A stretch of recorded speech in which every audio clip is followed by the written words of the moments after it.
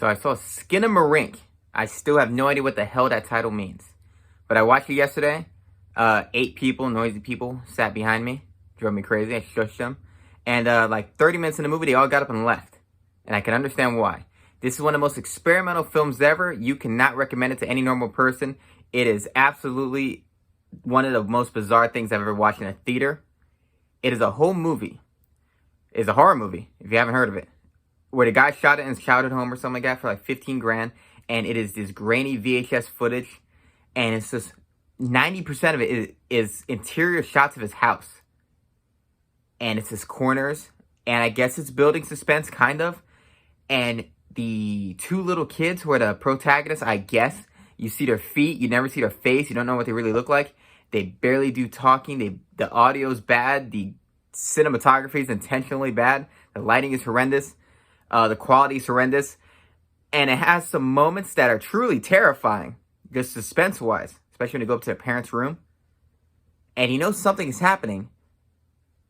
Random things pop in and out of existence, but you don't know what. And the whole movie, I'm like, there's no narrative, there's no characters. What the fuck am I watching? It was actually torture. I can't tell if it's a good or bad movie. I appreciate that this guy is now an interesting filmmaker because he did something different. But I was dying for it to end. I mean, this would work as a 30-minute short, but as a 100-minute movie, I was like, get me the fuck. I was like this the whole time because the sound, I hate loud, like horror movies that get, scream at you. And I was like, I hated the loud sounds. The suspense was crazy. So I was scared. But I was also dying for it to over because it was a sensory overload of the sound and terrible things to look at.